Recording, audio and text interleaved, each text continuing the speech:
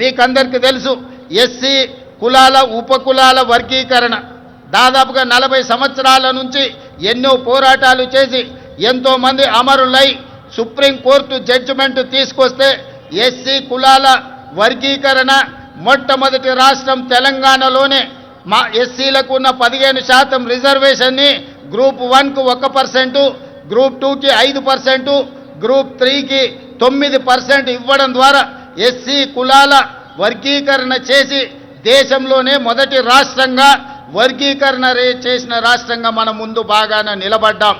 అంటే ఈనాడు తెలంగాణ ప్రజాప్రభుత్వం బలహీన వర్గాలకు ఎస్సీలకు సంబంధించిన ఎంతో దీర్ఘకాలికంగా సమస్యలుగా ఉన్న వాటిని శాశ్వత పరిష్కారం చూపించడం ద్వారా ఇతర రాష్ట్రాలకు దేశానికి ఆదర్శంగా నిలబడ్డామని చెప్పడానికి నేను గర్వపడుతున్నాను. మిత్రులారా, అదేవిధంగా సంక్షేమ పథకాలను పటిష్టంగా అమలు చేసి పేదలకు ప్రజాప్రభుత్వం అండగా నిలుస్తుంది. ఇల్లు లేని నిరుపేదల కోసం ఇందిరమ్మ ఇండ్ల పథకం ద్వారా ఇంటి నిర్మాణానికి 5 లక్షల ఆర్థిక సహాయం అందిస్తున్నాం.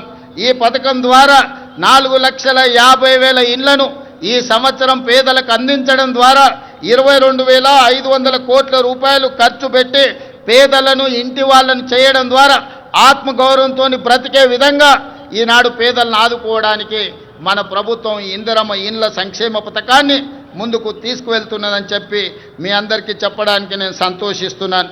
అదేవిధంగా ఇప్పటి వరకు 5,364 ఇందిరమ్మ లబ్ధిదారులకు 53,64,00,000 రూపాయలు నేరుగా లబ్ధిదారుల ఖాతాలోనే వేయడం జరిగింది.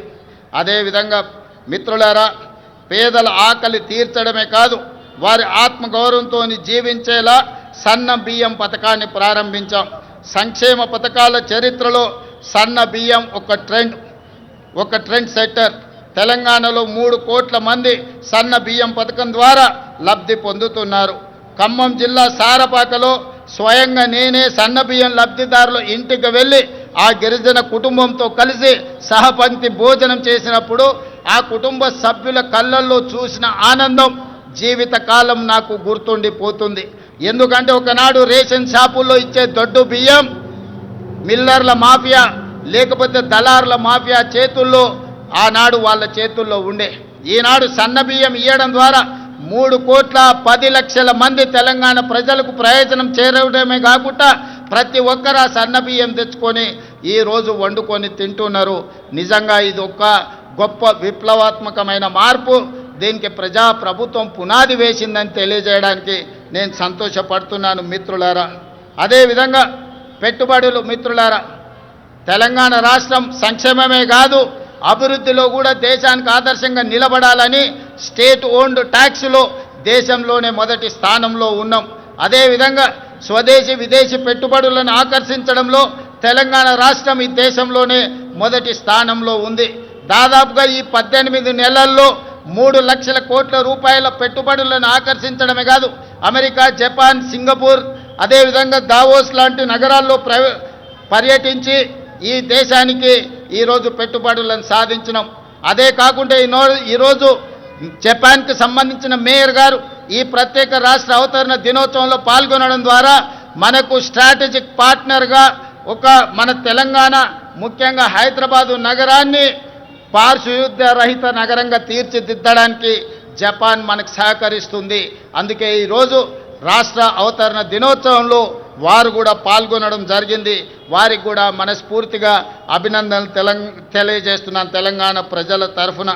అందుకే ఈరోజు తెలంగాణ రాష్ట్ర ప్రభుత్వం భవిష్యత్తు ప్రణాళికలు రచించుకోవడానికి తెలంగాణకు ఒక విజన్ డాక్యుమెంట్ తీసుకురావాలని, ఆ విజన్ డాక్యుమెంటే తెలంగాణ రైజింగ్ 2047. ఈరోజు ఆ పాలసీ డాక్యుమెంట్ ద్వారా రాబోయే తరాలకు భవిష్యత్తు ప్రణాళికలు అందించడమే కాదు తెలంగాణ రాష్ట్రాన్ని ప్రపంచంతోనే పోటీ పడే విధంగా అభివృద్ధి పదం వైపు నడిపించాలన్న ఒక పాలసీ డాక్యుమెంట్ను తెలంగాణ రాష్ట్రం తీసుకురావడానికి ప్రయత్నం చేస్తుంది అని చెప్పి తెలియజేయడానికి నేను ఎంతో సంతోషిస్తున్నాను. ప్రపంచ నగరాలతో ధీటుగా హైదరాబాదు నగరాన్ని తీర్చిదిద్దేందుకు ప్రణాళికలు రూపొందిస్తున్నాం. మూసీ నదికి పూర్వ వైభవం తెచ్చేందుకు మూసీ పునరుజ్జీవన ప్రాజెక్టును మనం చేపడుతున్నాం. బాపు ఘాట్ను అంతర్జాతీయ స్థాయిలో గాంధీ సరోవర్గా తీర్చిదిద్దాలని మనం అనుకుంటున్నాం.